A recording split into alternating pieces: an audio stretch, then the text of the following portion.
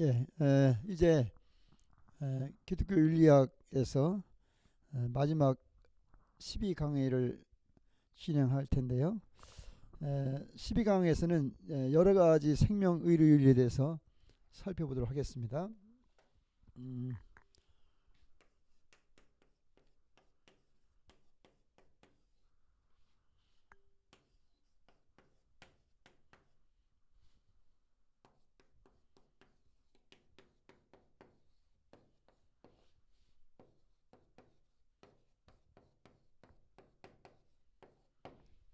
여기에서는 우선 인공 수정과 또 냉동 보존술 그리고 생명복제와 인간복제 등에 대해서 논의를 해보고자 합니다. 오늘날 그 첨단 의학 기술의 발달은 바로 생명의 시작과 종말의 신비에 무한한 도전을 꾀하고 있는 것이 주지의 사실입니다. 물리화학적으로 분석해 생명의 실체를 밝혀낼 수 있다고 믿는 기계론적인 생명과는 바로 생물의학의 급진적 기술 개발로 놀라운 성과를 거두고 있는 실정입니다.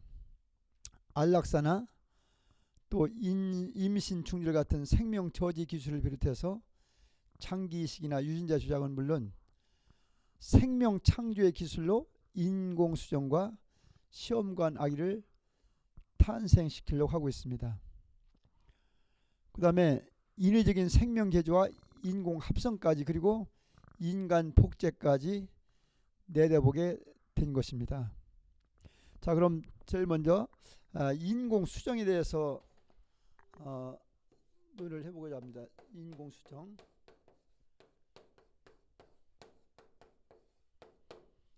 인공 수정은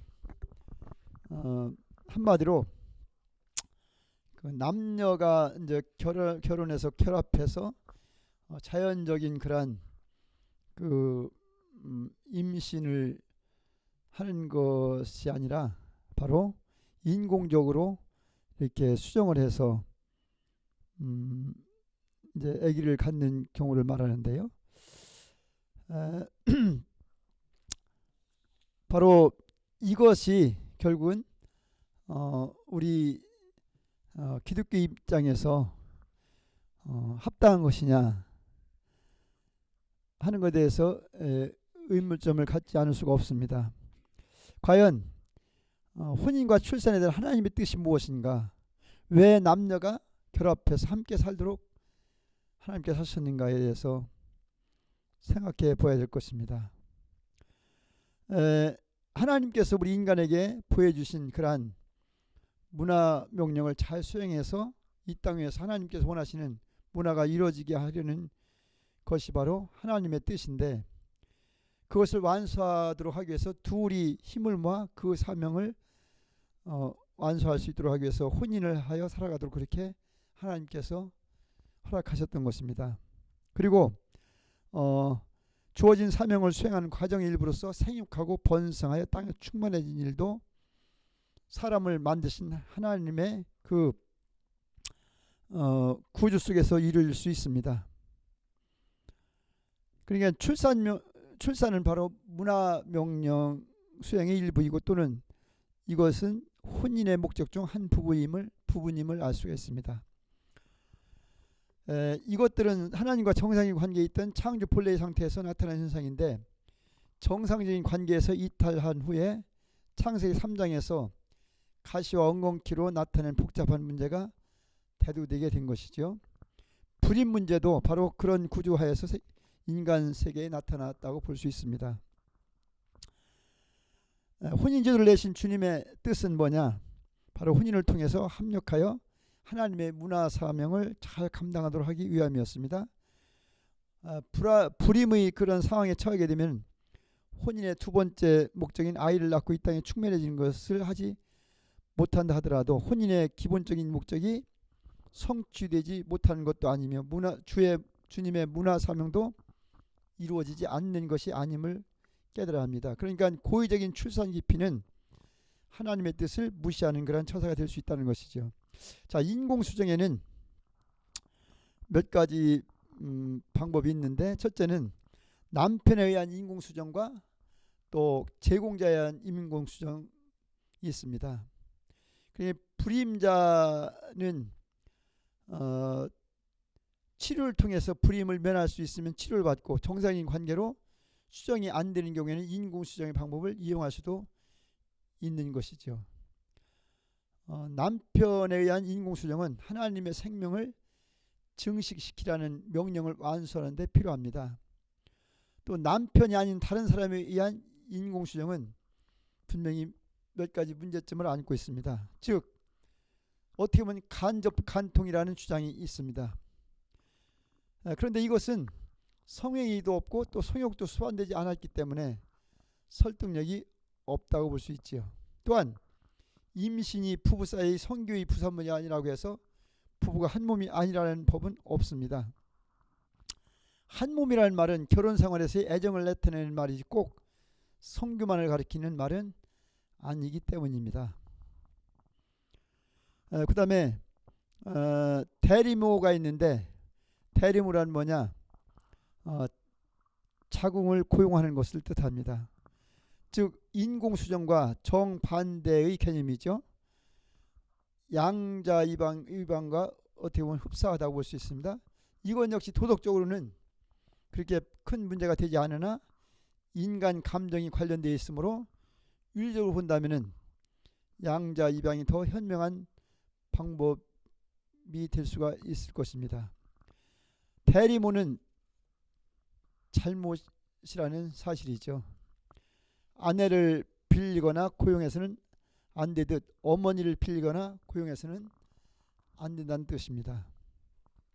또 대리모는 어떻게 보면 매춘과 다를 바가 없다고도 생각할 수 있습니다. 하나님께서는 배우자와만 성교하도록 하셨고 또 자기 아내를 통해서만 자식을 갖도록 하셨습니다. 양자 입양 방법이나 부모 없는 아이를 돌보는 일, 무자식으로 사는 것도 하나님께서 원하시는 방법일 수 있음을 깨달아야 될 줄 압니다. 그 다음에 시험관 수정인데, 즉 시험관 아기라고도 하지요. 시험관 수정을 통해서 시험관 아기를 탄생시키는데, 부인의 체내에서 수정이 안 될 경우, 만일 수정된 난자가 있으면 부인이 자궁에서 살할 수 있는 경우에는 체외 수정의 방법을 사용하는 것이 시험관 수정 또는 시험관 아기라고 합니다.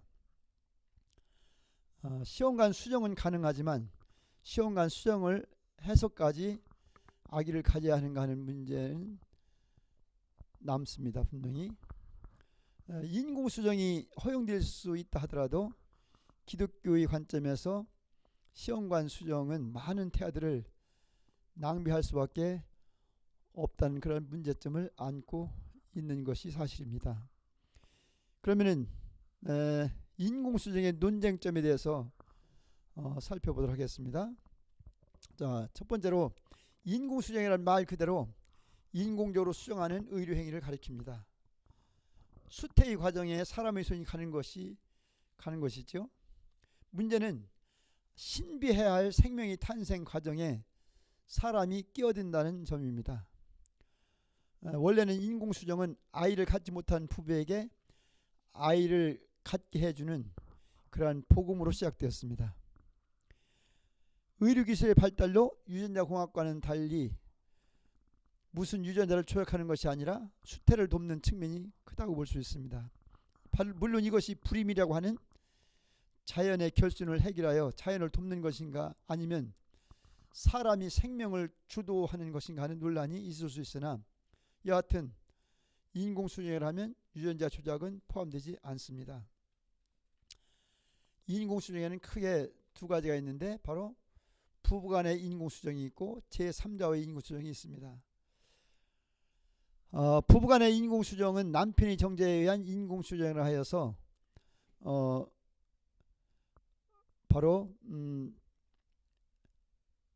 AIH라고 그렇게 명하고 있고, 남편 아닌 제3자의 성자를 받아 의심하는 경우는 AIT라고 그렇게 부르고 있습니다. 전자를 동형 인공수정이라 하고 후자를 이형 인공수정이라고 그렇게 부르기도 합니다. 우리는 시험관 아기 얘기를 많이 들어서 알고 있죠.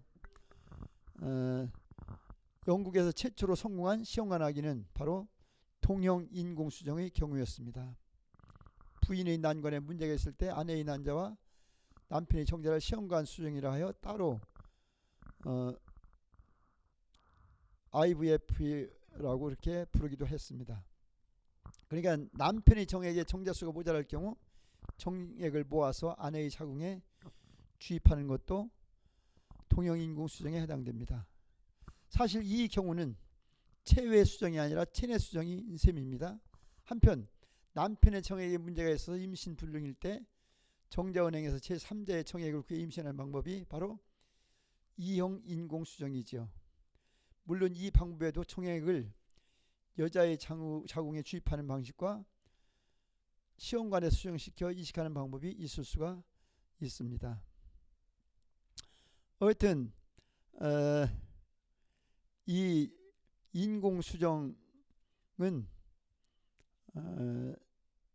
바로 정상적으로 그 임신이 불가능할 때 취할 수 있는 어떤 돌파구라고 볼 수가 있겠죠. 그런데 우리 부부간의 성관계를 자신을 내어주는 화합으로 보는 시각에서 자신은 그런 사랑에 열매해야 한다는 것이죠. 그러니까 인공수정은 어쩔 수 없는 그런 선택의 방법이라 할지라도 사실은 하나님의 섭리에 합당하다고 볼 수 있는 견해는 아니라고 하는 것입니다. 자, 그 다음에 그러나 부부간의 사랑이 꼭 성관계를 통하는 방법밖에 없는가 하는 문제를 생각해 볼 수 있는데, 물론 정상적인 상태임에도 부부관계를 피하여 임신하려는 행위는 분명히 문제가 있습니다. 이에 대해서 대한의학협회에서는 인공수태윤리에 대한 선언을 1993년에 선포했는데 바로 여기에서 인공수태가 불임 중에 하나여 시행됨을 못 받고 있습니다. 프랑스의 경우에는 더 제한하고 있는데 곧 결혼했거나 2년 이상 동거했는데도 아기를 갖지 못한 가임연령 여성에 대해서만 인공수정을 허락하는 그런 입법을 했다는 것입니다. 여하튼 그처럼 정상적으로는 임신할 수 없을 때 서로 아이를 갖고 싶은 마음에서 부부끼리 다른 방법을 취하는 것까지 사람이 사람을 만들어내는 것으로 볼 수 있을까 하는 문제입니다. 다시 말해서 수태의 과정에 사람의 손이 갔다고 해서 그것이 곧 사람의 생명을 조작하는 것으로 볼 수는 없다는 것이죠.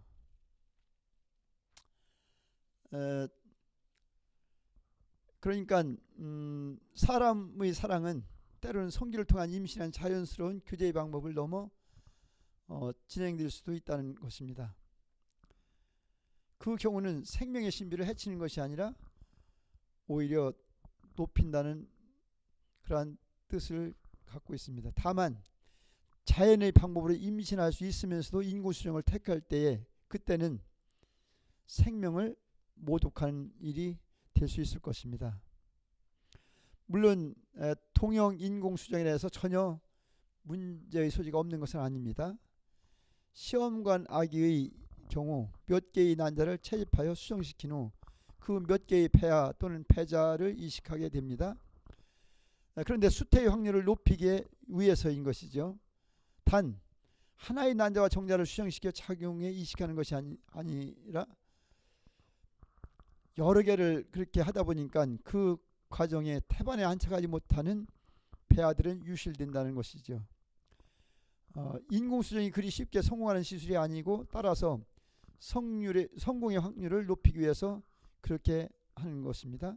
이 경우 수정란이 바로 형성된 그 순간부터 육체적이며 영적인 통째성을 지닌 인간으로서 무조건 존중되어야 한다며 낙태를 무조건 반대하는 그러한 카톨릭의 입장에서 보면 폐하의 유실이라는 문제도 인공수정 반대의 중요한 이유가 될 수 있습니다. 그러나 단순히 이 문제만이라면 인공수정의 방법이 개선되면 된다는 여운을 남기게 됩니다. 그 다음에 2형 인공수정의 경우는 통형 인공수정보다 훨씬 더 어려운 문제를 안고 있습니다. 물론 안 된다는 측면에서 보면 분명히 통형 인공수정에 비해 훨씬 비윤리적으로 보여서 오히려 간단할 수 있습니다. 정자은행에서 정액을 사서 아내의 난자와 수정시킨다는 것은 참으로 이상야릇하게 보일 수 있지요. 심지어는 그것을 간통이라고 보는 그런 사람들도 있습니다. 그러나 이 경우는 시술 의사가 남편의 동의를 분명한 조건으로 달고 있습니다. 불임 남편의 동의가 있을 때 간통은 분명히 아니라는 사실입니다. 대한의학협회의 인공수태윤리에 대한 선언은 남편의 동의와 정액 제공자의 신분 비밀 보장 따위를 분명히 하도록 규정하고 있습니다. 그 밖에도 반드시 불임 부부 사이에만 시술할 것, 따라서 미혼모가 아기만 가지려 한다거나 동성연애의 시술은 금하고 있습니다. 의사가 부작용을 미리 방지하는 조건으로 2형 인공수정을 인정하는 셈입니다. 세계에서 대개 이와 비슷한 조건 하에서 이루어지고 있습니다. 그런데 이 이상야릇한 문제를 어떻게 볼 것인가? 입양을 권할 수도 있으리라고 볼 수 있습니다. 입양. 이미 불쌍한 아이들이 많이 있는데 그들을 데려다 키우지 왜 남의 남자 정예가 가져다 아이를 낳으려 하는가? 그런데 대개 2형 인공수정은 아내도 아내지만 남편이 상당히 원하지 않고는 이루어지지 않습니다. 비록 남자와는 관계없지만 사랑하는 아내의 핏줄이라도 섞인 아이를 갖고 싶다면 어떻게 할 것인가? 그러므로 이 문제는 당신이라면 어떻게 하겠소? 라는 물음으로 해결되지 않습니다. 나는 그렇게 못하고 차라리 입양을 하겠다든지 입양도 싫고 그냥 자식 없이 살겠다고 해도 윤리적으로 비난할 수가 없는 것입니다. 제3자의 정액에 의한 인공수정을 어떻게 볼 것인가 하는 물음은 나는 그리 못하겠지만 그리 하겠다고 나서는 남편이 있을 때 그의 행동을 비난할 수 있겠는가 하는 문제입니다.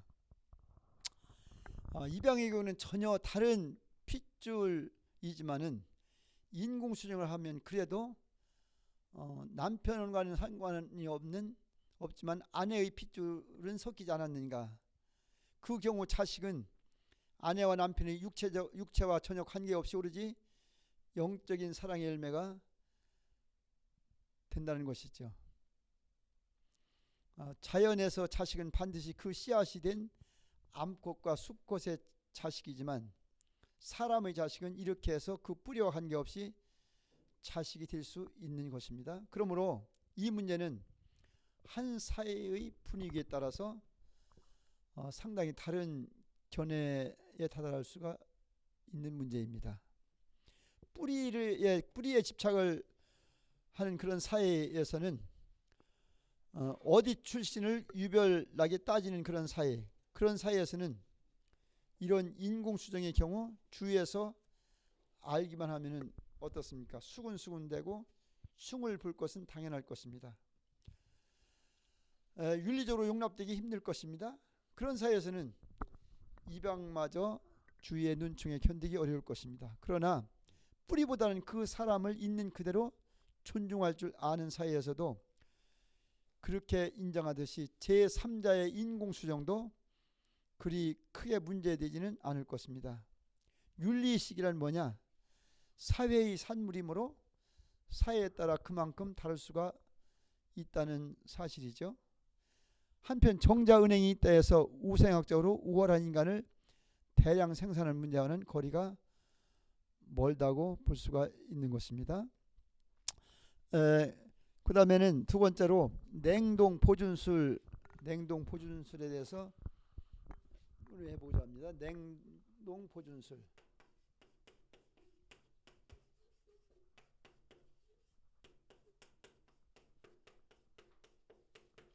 자, 냉동 포준술이란 뭡니까?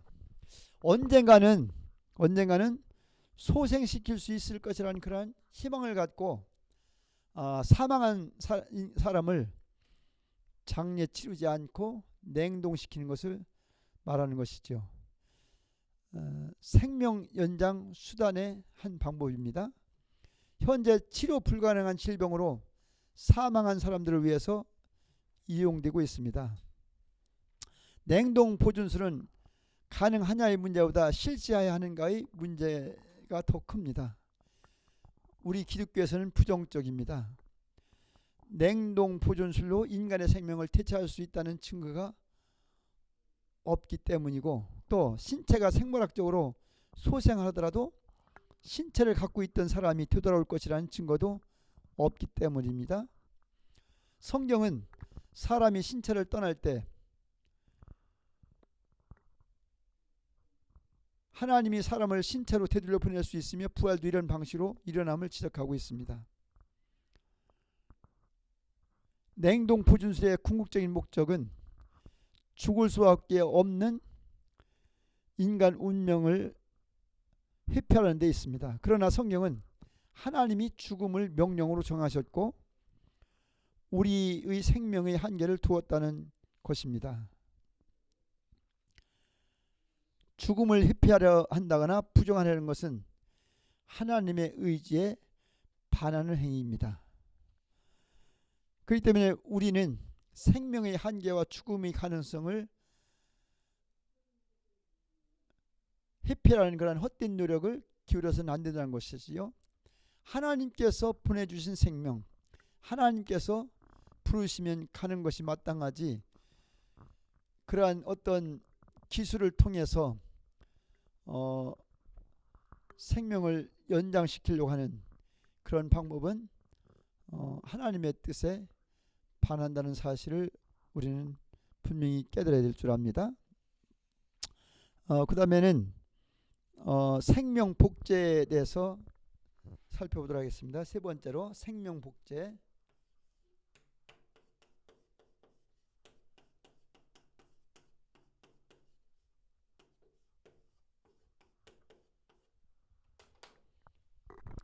생명복제는 그 의미를 생각해 본다면 생명체 복제는 한 개체와 동일한 유전자 세트를 지닌 새로운 개체를 만드는 것을 말합니다. 넓은 뜻으로는 식물의 그 꺾꾸지 기술도 포함된다고 볼 수가 있습니다.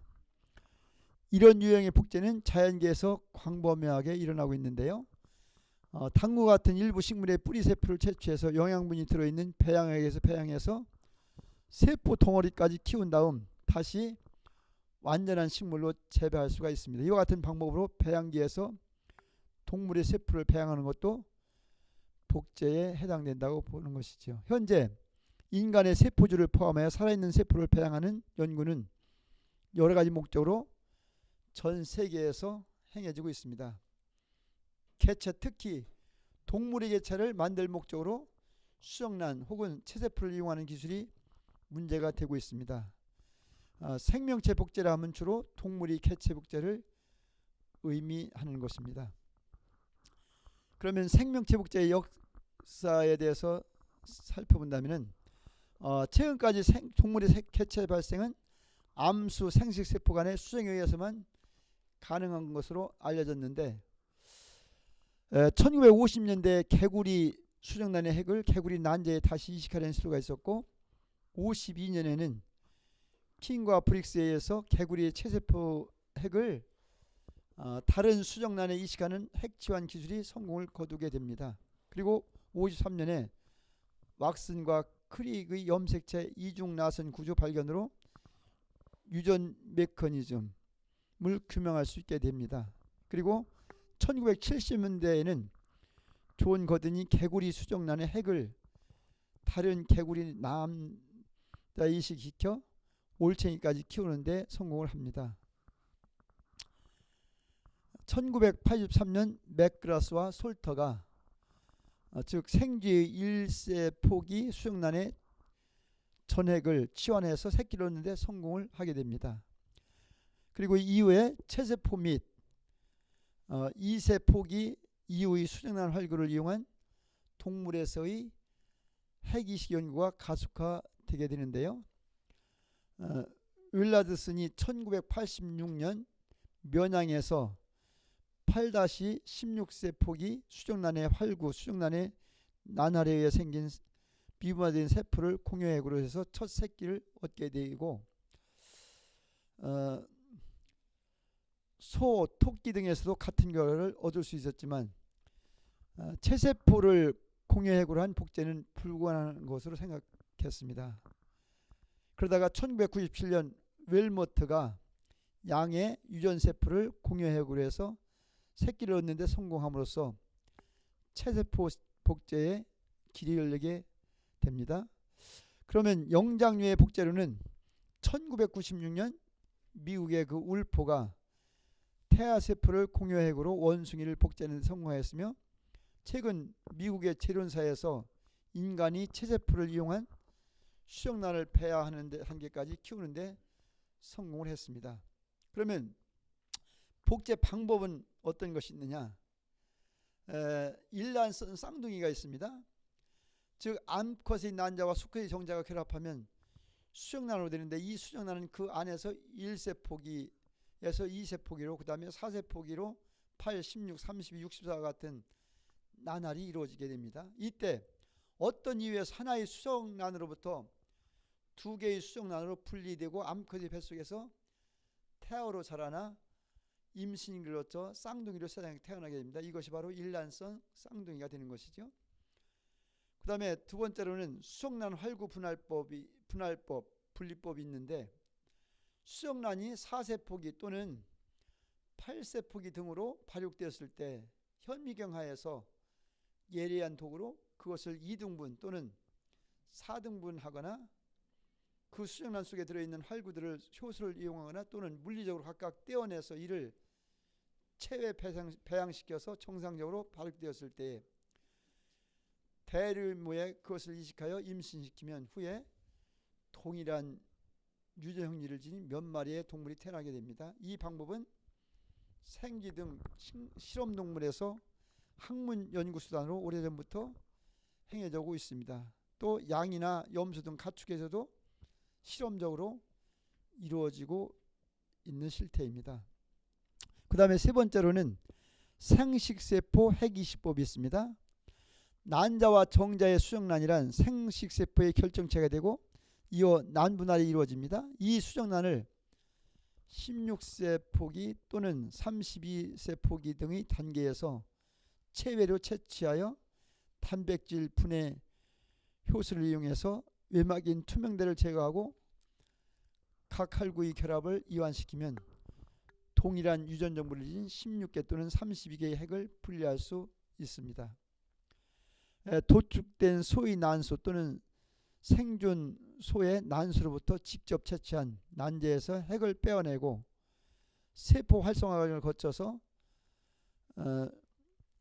미리 이제 이걸 준비해서 수액 난자에 미리 준비한 활구 핵을 넣어주면 핵이식 수정란이 되게 됩니다. 그 후 이 핵이식 수정란에 전기자극 등의 처리에 의해서 세포 융합이라는 과정을 거쳐 인큐베이트에서 7, 8일간 배양하면 16 내지 32세포기의 수정란이 16개 또는 32개가 만들어집니다. 이것을 핵이식 복제 수정란이라 하며, 이런 과정을 반복하면 이론적으로는 하나의 수정란으로부터 수백 수천 개의 복제 수정란을 만들어낼 수 있다는 셈이 됩니다. 그렇다면 체세포를 이용한 동물 복제는 어떤 것이 있느냐? 사람이나 동물을 구성하는 세포는 발생 생물학적 기준으로 보면 난자, 정자, 수정란 등과 같은 생식세포와 또 그 외의 체세포로 구분할 수 있습니다. 복제양 둘리가 태어나기 전까지는 동물의 복제는 생식세포를 통해서만 가능한 것으로 인식되어 왔습니다. 그러나 웰부트 박사는 일반 체세포인 임신 후반기 양의 유방세포에서 핵을 분리해내고 이를 혈청 농도의 점진적 감소 등 조치로 제로 상태에 머물게 해 활성을 중지시킵니다.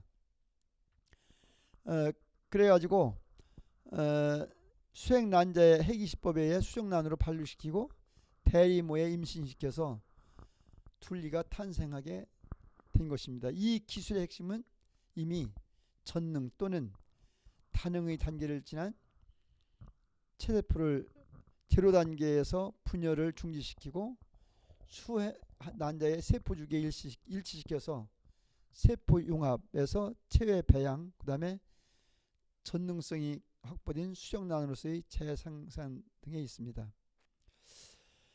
그 다음에 이제 어떻게 보면 가장 중요하다고 볼 수 있는 인간 복제. 인간 복제에 대해서 논의해 보고자 합니다. 인간 복제.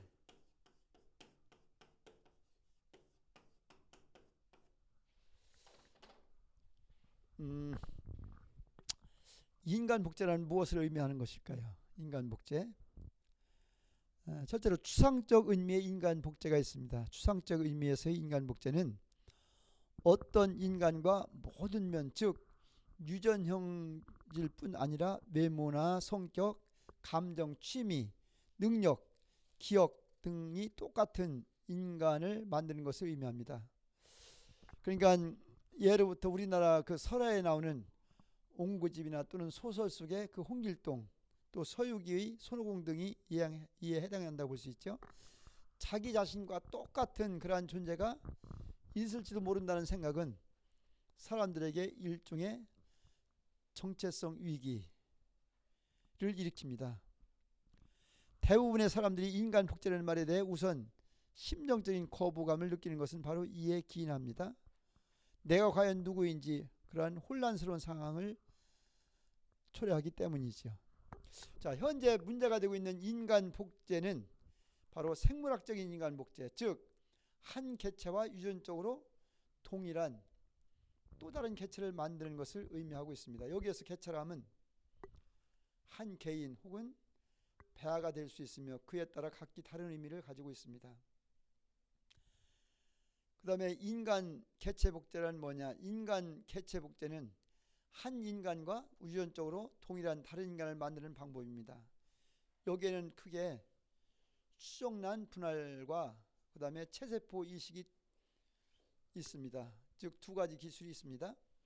수정란 분할법은 뭐냐? 수정란이 4개에서 8개의 세포로 분열한 상태에서 각각의 활구, 즉 세포들을 여러 물리, 화학, 생물학적인 수단을 사용해서 분리해내는 기술입니다. 이렇게 갈라진 세포들은 다시 완전한 개체로 분화할 수 있는 능력이 있으므로 그 각각을 자궁에 착상시킨다면 인공적인 일란성 다태아, 즉 쌍둥이들이 나오게 됩니다.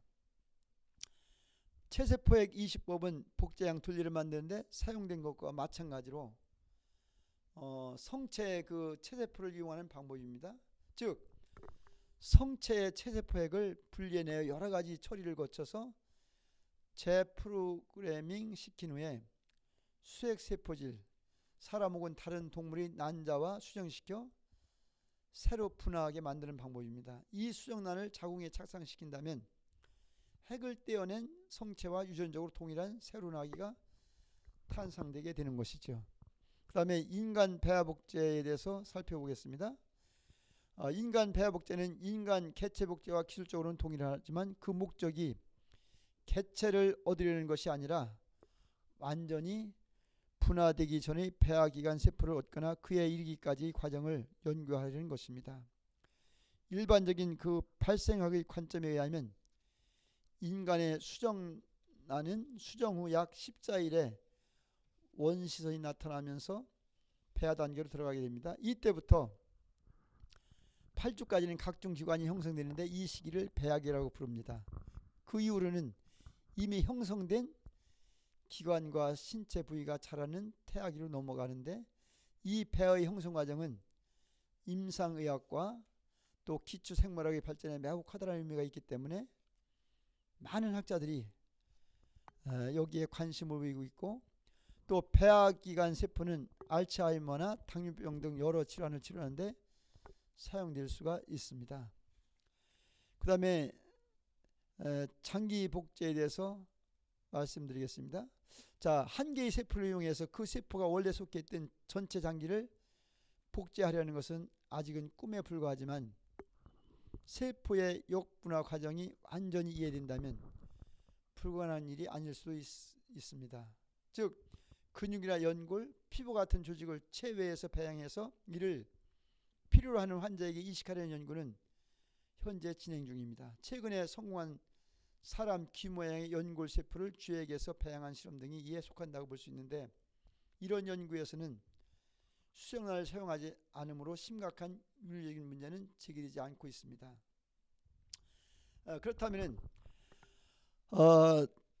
큰 두 번째로 인간 객체 복제의 목적과 이점을 살펴보도록 하겠는데요. 인간 객체 복제의 이점은 무엇이 있느냐? 인간 객체 복제의 이점은 불임 부부에게 새로운 희망을 줄 수 있습니다. 즉 성세포 정제에 문제가 있을 경우 체세포핵 이식술로 다른 차원에서 해결할 수 있는 길이 열리게 되는 것이죠. 수액세포질로 어머니의 난자를 이용하고 세포핵으로 어머니 혹은 아버지 체세포를 이용한다면 어머니와 꼭 닮은 딸 혹은 아버지와 꼭 닮은 아들을 낳을 수 있게 되는 것이죠. 수정란의 배분리 기술을 이용하면 자궁에 이식하기 전에 수정란을 검사하여 결함이 있는 것을 걸러내거나 혹은 그 유전자만을 교정하여 원하는 건강하기를 얻을 수 있게 되는 것입니다. 이는 현재의 산전 진단 기술이 확산 전까지 확장되는 것을 의미하고 있습니다. 자, 인간 폐하 복제의 이점은 뭐가 있느냐? 현재 불치병으로 알려진 백혈병이나 파킨슨병 또 당뇨병 등에 걸린 환자에게 장애가 생긴 세포를 대신하는 정상세포를 외부에서 배양해서 주입하여 치료하려는 그러한 시도가 행해지고 있는데요.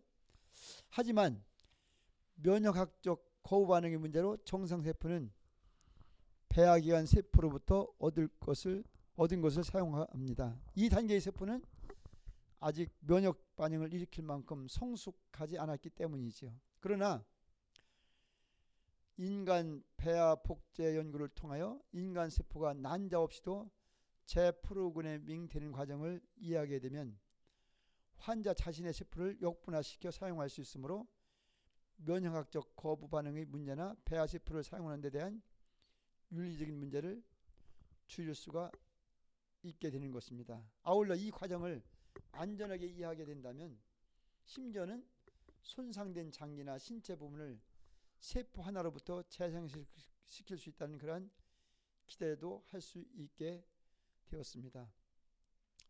그 다음에 기타 장기 이식 문제의 해결 등을 살펴보면은 아직은 초보적인 그런 상상에 불과하지만은 복제 인간이 가능하게 된다면은 신체가 손상을 입거나 병이 들었을 때 스스로의 신체를 복제해서 이식함으로써 다시 완전한 육신을 갖출 수도 있게 될 것입니다.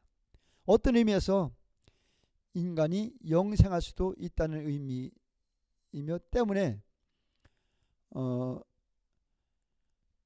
어떤 종교 집단에서는 복제 기술의 개발을 옹호하기도 합니다. 또 부모가 없고 따라서 사회적으로 여래인 복제 인간들을 대량으로 생산해서 노동자나 또는 군인으로 사용한다는 그런 아이디어도 있지만은 현 인류 사회에서 쉽게 가능할 것 같지는 않다고 보고 있습니다. 그 다음에 세 번째로 국내외 인간 복제 현황을 살펴본다면은 93년 미국의 조지 워싱턴 의대의 제리 홀과 로버트 스틸먼 박사팀은 시험관 아기 시술 과정에서 인간의 폐하가 4개의 세포로 분열됐을 때 이들을 인위적으로 갈라놓아 똑같은 유전 정보를 가진 폐하들을 수십 개 복제하는 데 성공했습니다. 이는 수정란 분할법을 사용한 것으로서 체세포핵 20법에 비해 상대적으로 용이한 기술입니다. 인간의 체세포는 양의 것과는 달리 핵이식을 통해 복제하기가 쉽지 않다고 알려져 있습니다. 1998년 12월에 경희대학교 브림 클리닉에서 세포핵 20법을 사용하여 기증받은 난자를 수정시켜 4세포까지 배양했다는 발표가 나와서 전 세계를 흥분시킨 적이 있는데, 그러나 후에 구체적인 증거 부족으로 판명되었습니다. 또 2000년 4월에는 특정 종교 집단과 관련된 한 회사가 인간 복제를 원하는 사람에게 신청을 받는다는 그런 광고를 냈고, 5월에는 또 돌리를 만들었던 영국의 로슬린 연구소가 미국의 제론사와 인간 배 복제를 하기로 계약을 체결하기도 했습니다.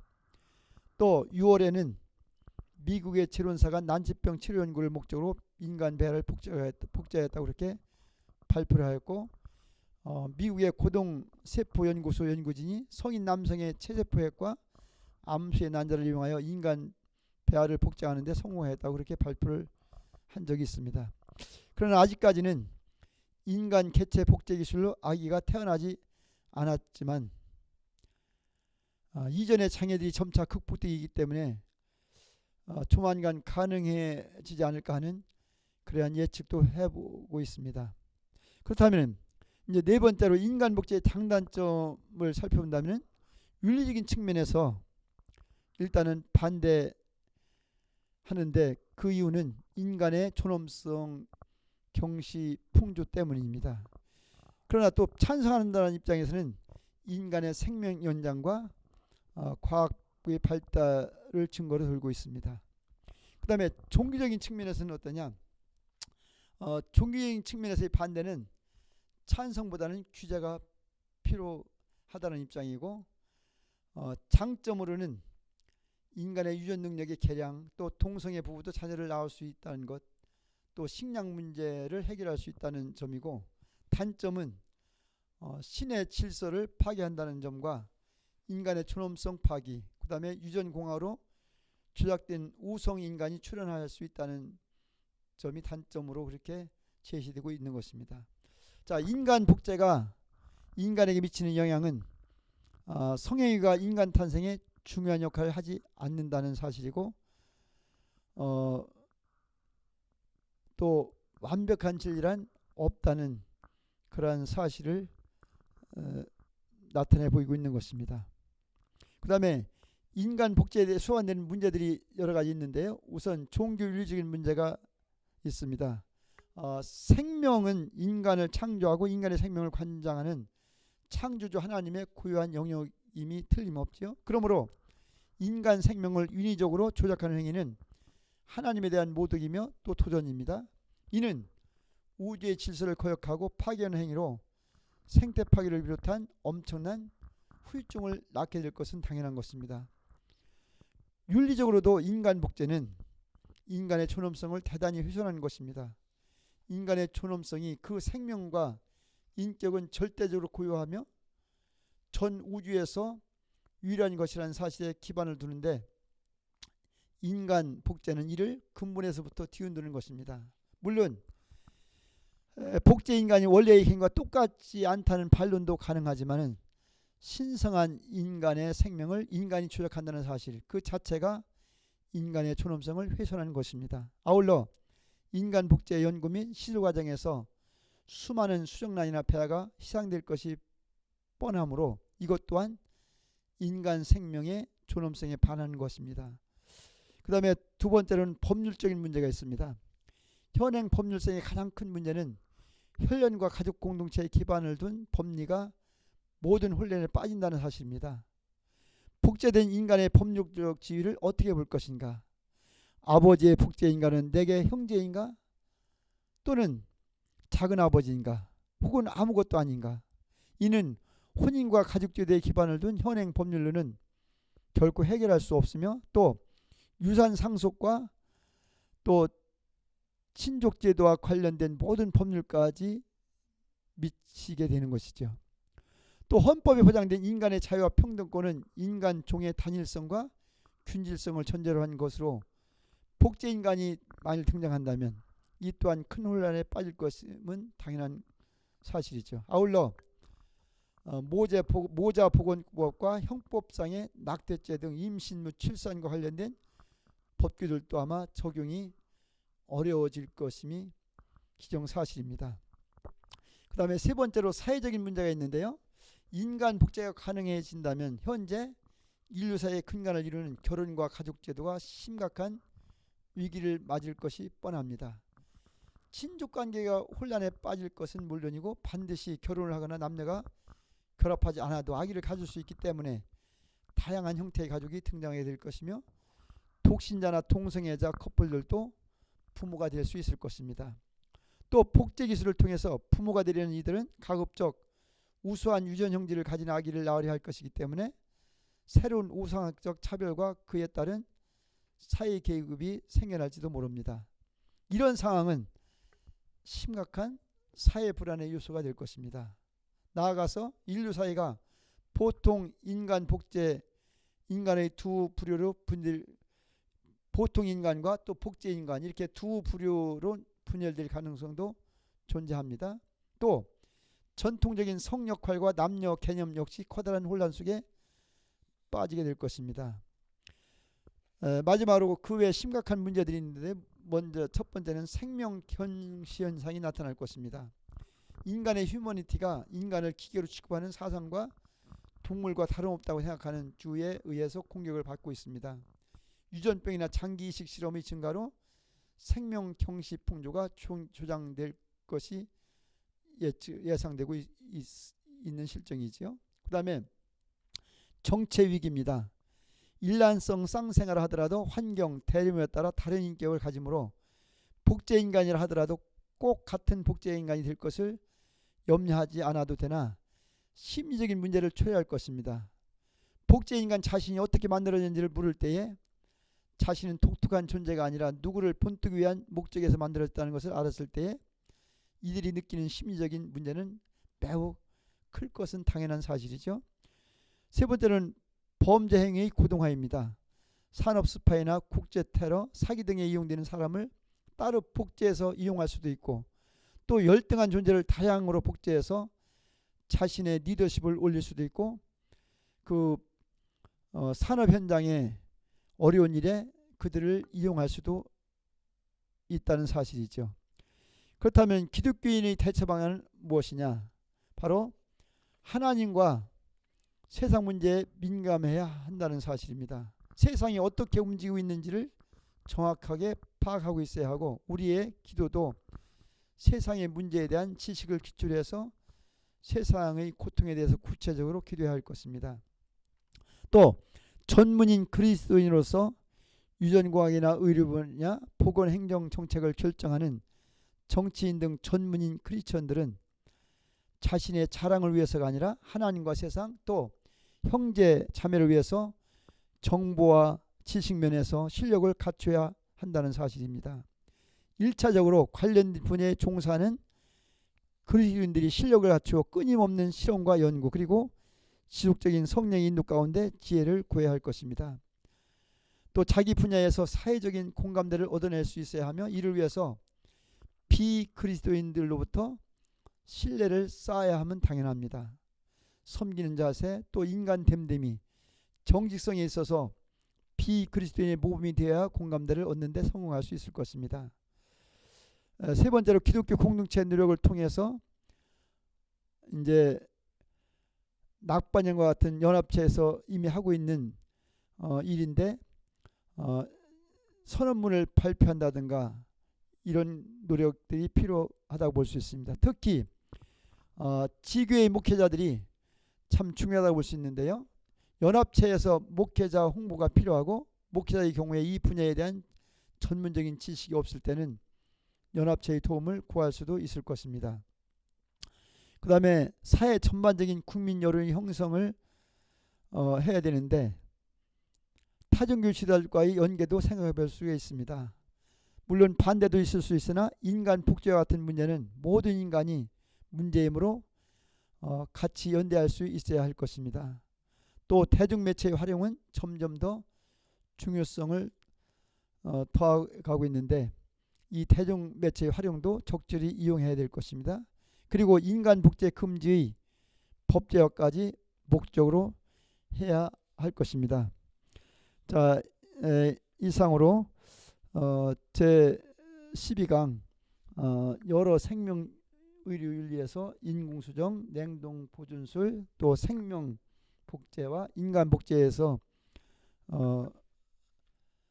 우리가 살펴보았는데 하여튼 우리는 그리스도인으로서 하나님께서 어떻게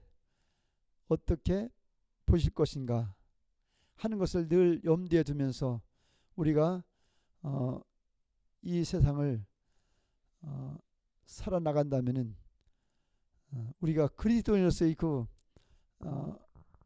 양심을 가지고 대처해 나가야만 우리가 제대로 된 그러한 삶을 살 수 있지 않을까 그런 생각을 해봅니다. 이상으로 모든 기독교 윤리 강의를 마치도록 하겠습니다. 대단히 수고가 많았습니다. 감사합니다.